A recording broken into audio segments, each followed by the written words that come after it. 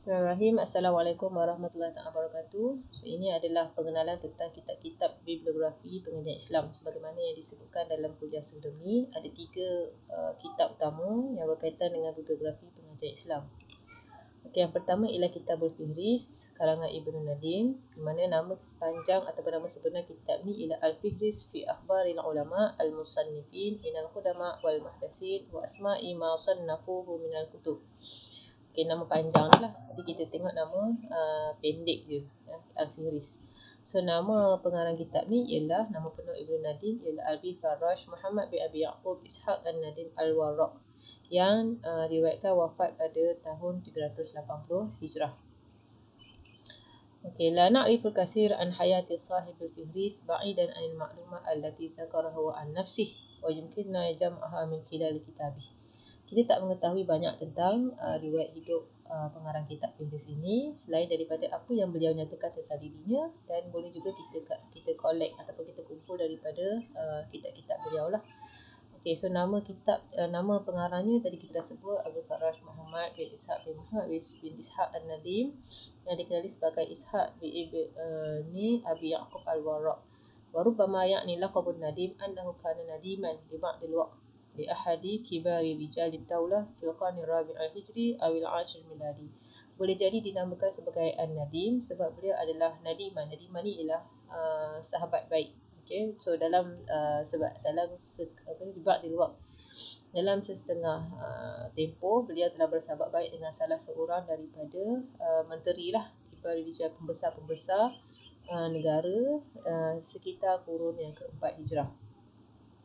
Apa yang pasti wa minal muakkad anna walidahu Aba Ya'qub Ishaq kana warraqan. Okey, apa yang kita ketahui secara jelas bahawa bapanya iaitu Abu Ya'qub Ishaq ni adalah seorang warraqan. Warraqan ni ialah penyalin kitab-kitab, sebab zaman tu tak ada photostat. So karya-karya ni akan disalin oleh orang. Dia ada warraqan lah. Itu nama ni warraqan.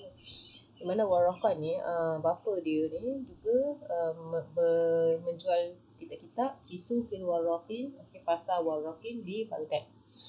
Dan boleh jadi jelas bagi kita bahawa ciri kitab yang ditulis oleh pengarang tadi ni iaitu Ibnu Nadim ni adalah sebahagian daripada pekerjaan bapanya lah yang berpindah kepada anak dia. Sebabnya anak dia pun adalah seorang warraqan, sama sebagaimana bapa beliau lah. Waqad ataha lahu amaluhu warraqan ay yara mu'zamal kutub allati dzakaraha. Okey, peluang pekerjaannya, tapi pekerjaannya sebagai seorang warraqan memberi ruang yang sangat besar untuk dia melihat kebanyakan kitab-kitab yang dinyatakan dalam Al-Fihris itu sendiri. Okey, wa ayhawila tahdid qimatuhal ilmiyah wal madiyah. Okey, dan beliau cuba untuk meletakkan nilaiannya yang tersendirilah dalam kitab-kitab ini secara ilmiah, dengan cara dia yahiqqu lana an nasiqa bima yaquluhu min annahu ra'a hadzal kitab aw dzaka aw syahada nuskhatan minhu bi khatti muallifi aw bi khatti ahli ulama. Okey, beliau telah menyatakan dan juga memberi kita percayalah dengan apa yang beliau nyatakan bahawa beliau telah melihat kitab-kitab ini, kitab yang dinyatakan, ataupun dia telah melihat salah satu naskah yang ditulis oleh penulisnya sendiri ataupun yang ditulis oleh salah seorang para ulama. Dan kita tak nafikanlah pekerjaan inilah sebenarnya yang memberi ruang kepada beliau untuk mendapatkan bahan-bahan yang menjadi asas kepada Fihris itu sendiri. Okey, walam tazkuril masadir tarikh miladin Nadim wa makanahu. Tak ada dinyatakan pula tarikh lahir An-Nadim dan tempat kelahirannya. Okey, apa yang kita boleh sahkan ataupun yang kita tidak ragui bahawa beliau telah lahir dan membesar di Baghdad lah. Dan tarikh lahirnya di antara 315 ke 320 Hijrah. Bapanya mempunyai kedai yang besar untuk menjual kitab tisu warraqin tadi dah disebutkan, di mana pada ketika itu pekerjaan warraqin ni adalah pekerjaan yang utama lah, okey, yang utama yang diperlukan dalam sebuah negara. Okey, khususnya dalam sina'atul kitab, dalam penulisan kitab. Dan kedai bapanya ini bukan sahaja menjadi markazal dinaskil kutub faqat, bukan sahaja menjadi tempat untuk menulis kitab ataupun menyalin kitab sahaja ataupun untuk menjual kitab sahaja, tetapi sebagaimana kedai-kedai yang lain juga Dia juga menjadi multaqa yajtami'u fihi ulama, tempat bertemuan para ulama untuk mengetahui kitab-kitab baru, dan juga tempat untuk mereka saling bertukar-tukar maklumat dalam pelbagai bidang pemikiran dan juga kesusastraan lah. Maka An-Nadim ni dalam bi'ah seumpama ini, beliau telah berjumpa ataupun berkenalan dengan guru para gurunya. Antaranya adalah Abu Sa'id As-Sayyarafi, Abu Faras Al-Asbahani, Muhammad bin Yusuf An-Naqid, Abu Ubaidillah Al-Marzubani, Abu Hasan Ali bin Harun bin Munajim, wa Abi Ali Ismail Saffar. Dan An-Nadim adalah seorang Syiah. Ini yang dikatakan oleh Yaqut Al-Hamawi. Beliau menyifatkan bahawa An-Nadim ni adalah seorang yang Syiah Mu'tazilah. Maqrizi juga menyatakan bahawa An-Nadim didakwa adalah seorang yang tasyayyu'. Tasyayyu' ni Syiah lah. Ibn Hajar pula menyatakan beliau adalah seorang I'tizal wa Zaid. Sama ni I'tizal ni Mu'tazilah, Az-Zaid ni Syiah. Dan Az-Zahabi juga menyatakan bahawa An-Nadim adalah seorang adib Syi'i Al-Mu'tazili, ahli sastra beraliran Syiah dan juga Mu'tazilah. ويظهر تشيع المؤلف كذلك عندما ذكر أن الواقدي كان التشيع. Waqidi menyatakan bahawa An-Nadim tadi ni Syiah, tetapi dia menyembunyikannya kerana taqiyah. Dan bagaimana kita dalam Syiah, dia ada satu elemen ataupun satu rukun keimanan mereka ialah taqiyah. Taqiyah ni ialah menyembunyikan kesyiahan mereka. ومن المؤكد أن النديم لم يعتمد في ذكر قوائم الكتب التي أوردها في كتابه على ما كان متداولا فقط في سوق الوراثين. An-Nadim dia tidak hanya menyenaraikan kitab-kitab yang ada di pasar warathin saja, tetapi beliau juga memberitahu bahawa karya-karya yang diperoleh itu juga hasil daripada taraddudihi alal adid min fazail kutub al-amma wal khassah al-ghaniyah allati kanat tazfaru biha Baghdad. Hasil daripada beliau sering berulang-alik di antara fazail kutub. Fazail kutub ni ialah maktabah lah, perpustakaan sama ada perpustakaan awam ataupun perpustakaan khas yang banyak berada di Baghdad pada ketika itu. Juga wasail mudun yang Iraq al-ukhra, juga bandar-bandar Iraq ataupun negara-negara Iraq, negeri-negeri dalam Iraq yang lain lah. Antaranya yang dinyatakan ialah kutub Khizanatul Hikmah, Maktabah Al-Hikmah lah, Khalifah Al-Ma'mun punya tu kan, Baitul Hikmah tu. Kemudian Khizanah Kutub Ali bin Ahmad Al-Imrani bil Mosul, Maktabah Ali bin Ahmad Al-Imrani di Mosul. Kemudian Maktabah Muhammad bin Al-Husain bin Abi Ba'rah bin Madinatul Hadisah, berhampiran dengan Mosul. Dan maktabah ni, Maktabah Muhammad bin Hussein ni, Ibn Nadim pernah menyatakan bahawa dia adalah satu maktabah yang sangat besar. Dalamnya banyak sangat kitab-kitab yang tak ada pada library yang lain, perpustakaan yang lain. Secara spesifik sebenarnya tarikh kewafatan beliau tidak dinyatakan secara jelas, kecuali yang hanya menyebutkannya ialah Abu Abdullah bin Muhammad bin Mahmud. Beliau menyatakan bahawa Ibn Nadim telah meninggal dunia pada hari Rabu 20 Syakban tahun ke-380 Hijrah, dan usianya adalah sekitar 60 ke 65 tahun. Seandainya kita mengandaikan bahawa dia lahir di antara 315 ke 320 Hijrah. Tujuan penulisan kitab kita tengok kat sini ialah penulisan An-Nadim sendirilah, bahawa beliau menyatakan fihris ini mengandungi kitab-kitab daripada semua umat, sama ada di Arab ataupun Ajam. So kandungan dia terdiri daripada kitab-kitab bahasa Arab yang ditulis oleh orang Arab ataupun yang ditulis oleh orang Ajam. Ajam ni adalah orang bukan Arab lah, yang ditulis dalam bahasa Arab. Wa qalamiha fi asnafil ulum, merangkumi pelbagai jenis ilmu pengetahuan, serta dalam tu juga dalam fihris dan juga mengandungi akhbar musannifiha, riwayat hidup penulis-penulisnya, wa tabaqat muallifiha, dan generasinya, wa ansabihim, dan juga mereka punya nasab, wa tarikh mawalidihim, tarikh lahir mereka, wa mablagh a'marihim, wa awqati wafatihim, umur mereka, nama tarikh ataupun bila kewafatan mereka, okey, negara mereka, tempat tinggal mereka lah, maksudnya wa mana qibihim, okey. Munzu ibtida, okey, bermula daripada ilmu itu wujud sehinggalah ke zaman ini, iaitu zaman tahun 377 ni lah, salah sumi'ah sab'in wa sab'ina wa salah sumi'ah, 377 Hijrah. Jadi kita boleh simpulkan kitab ni ditulis merangkumi semua jenis kitab, sama ada ditulis oleh orang Arab atau orang Ajam yang ditulis dalam bahasa Arab, serta merangkumi pelbagai bidang ilmu. Okey, dan di dalam juga mengandungi riwayat hidup pengarang secara ringkas, dia punya nasab dia, tarikh lahir dia, okey, tempat tinggal dia, okey, bermula daripada awal kemunculan ilmu itu sendiri sehinggalah berakhir pada tahun 377 Hijrah.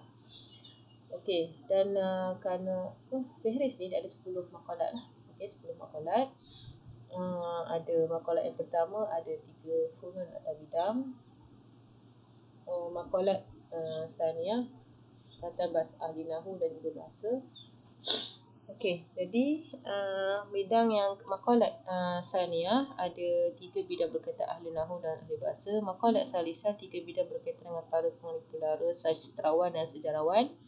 Makalat rabi'ah 2 bidang berkaitan dengan syair dan para penyair. Makalat khamisah ada 5 bidang berkaitan dengan ilmu kalam dan ahli kalam. So ini berkaitan dengan kita, nanti kita akan tengok. Kemudian makalat sadisah 8 bidang berkaitan dengan fiqh, ahli fiqh dan ahli hadis. Makalat sabi'ah 3 bidang berkaitan dengan falsafah dan juga ilmu-ilmu kuno. Makalat saminah 3 bidang berkaitan dengan jampi serapah, khurafat, tangkal, sihir. Makalat tasi'ah 2 bidang berkaitan dengan mazhab-mazhab dan kepercayaan. Manakala makalat Asyirah berkait dengan ahli kimia, para pereka ahli pereka cipta, ahli falsafah kuno, serta nama-nama kitab mereka. Okey, so kita tengok dia punya karya dia. Okey, so ni yang nak ambil sebahagian lah. Okey, ini kita tengok kepada ni dulu yang ada dalam ilmu kalam dulu. Okey, ni makalat khamisah tadi kan berkaitan dengan ilmu kalam. Mana kalau kita tengok awalan dia akan tulis al-fanul awal fi akhbari mutakallimin mu'tazilah wal murji'ah wa bidai amrul kalam wa jidal. Okey, dalam riwayat menceritakan tentang ahli mutakallim mu'tazilah, murji'ah, serta awal-awal bagaimana kemunculan ilmu kalam tadi ni. Jadi beliau telah mengemukakan persoalan lima sumiyat mu'tazilah bihazal. Kenapa mu'tazilah dinamakan sebagai dengan nama mu'tazilah? Jadi inilah dia petik daripada kata-kata ni lah. Qala Muhammad Ishaq, qala Abu Qasim al-Balkhi sumiyat mu'tazilah bihazal di anna ila waqa'a fi asma'i murtakibil kaba'ir min ahli salah. Puncanya kenapa namanya mu'tazilah ialah kerana adanya khilaf terhadap hukum orang yang solat tetapi dia melakukan dosa besar. Maka Khawarij kata, faqala Khawarij kufar musyrikun. Orang Khawarij kata, orang yang solat tapi buat dosa besar, dia ni kafir dan mereka fasik. Murji'ah kata mereka ni beriman tetapi fasik. Zaidiyah dan Ibadiyah, ni Syiah lah, Syiah Zaidiyah dan Syiah Ibadiyah, dia kata orang ni kufur nikmat tetapi dia bukan musyrikin, tetapi bukan juga mukminin, tapi mereka adalah fasik. Okey, maka qala ashabul Hasan, mereka ni munafik dan mereka adalah ahli fasik. Fa'tazalat Mu'tazilah, maka Mu'tazilah dia tak bersetuju dengan semua yang di atas, maka dia kata na'khudhu bima ijtama'u alaihi min tasmiyatin bil fisq. Kami bersetuju bahawa mereka ni adalah fasik. Wa nad'u makhtalafu fihi min tasmiyatil bil kufri. Kami tak setuju bahawa mereka ni kafir dan kami tak bersetuju mereka ni beriman. Kami juga tak bersetuju kalau dikatakan mereka ni munafik, dan kami tak bersetuju kalau mereka ni dikatakan sebagai syirik. So apa yang so itu sebab dia kata Mu'tazilah tu, sebab dia i'tazalah, dia tak setuju dengan semua orang ni, dia ada satu pandangan lain. Ni macam mana An-Nadim lah, mula-mula dia cerita pasal Mu'tazilah. Lepas tu dia cerita pula ni siapa dia orang yang pertama cerita tentang takdir dan juga tentang konsep keadilan Tuhan dan juga tauhid Tuhan, ketauhidan Tuhan lah. Okey, jadi ni qala al-Balkhi kata orang yang mula-mula bercakap tentang takdir dan juga Mu'tazilah ialah Abu Yunus al-Uswari dan diikuti oleh Ma'bad al-Juhani. Okey, ni An-Nadim memperkenalkanlah siapa tokoh-tokoh dalam Mu'tazilah. Kemudian ni orang-orang yang yang sebut ataupun yang bincangkan tentang al-adlu wa tauhid. Okey, so adlu wa tauhid ni adalah juga kepercayaan ataupun pegangan dalam golongan Mu'tazilah. So dia adalah nama-nama dia, senaraikan nama-nama dia. Lepas tu dia perkenalkanlah siapa dia Al-Hasan bin Abi Hasan Al-Basri ni. Banyak. Kalau kita tengok ni, digelar Abu Sa'id, lahir tahun bila, meninggal tahun bila. Okey. Kemudian ada ni tulis apa, okey, belajar daripada siapa, adalah banyaklah ada tulis ni, dia huraikanlah. Ni kitab-kitab halasan tafsir Quran, Kitabun ila Abdul Malik bin Marwan fi Raddi ala Qadariyah. Okey, sini dia perkenalkan. Okey, kemudian kita tengok ni, kita tengok dalam bidang kita saja. Kita tak tengok bidang orang lain lah. Bidang orang lain kita nak tengok, kita boleh tengok sendirilah dalam kitab ni. Okey, ni dalam bab akhbar mutakallim Syiah al-Imamiyah wa Zaidiyah. Dia cerita pula tentang Syiah, Imamiyah dan juga Syiah Zaidiyah. Kemudian zikrus sabab bitasmiyat Syiah bihadzal ism. Okey, menyebutkan tentang kenapa mereka ni dipanggil sebagai Syiah. Dia hurailah kat sini, cerita dia samalah, cerita pada kesejarahan, apa maksud yang dikatakan. So ni orang yang mula-mula sebut tentang mazhab Imamiyah ialah Ali bin Ismail bin Maisam At-Tammar. Okay, kemudian dan Ali ni ada kitab sebagai Al-Imamah, nama kitab dia Al-Istihqaq. Okey, ni dia kenalkan Hisham bin Al-Hakam. Siapa dia Hisham bin Al-Hakam? Okey. Kemudian yang lain juga, ini adalah tentang akhbar mutakallim al-Khawarij wa asma' kutubihim. Cerita pula tentang Khawarij. So Khawarij juga adalah golongan mutakallimin lah. Ni dia famin mutakallimin di situlah Al-Yaman bin Rabab, siapa dia apa semua. Itu kitab yang sangat menarik lah untuk kita study lah. Okey.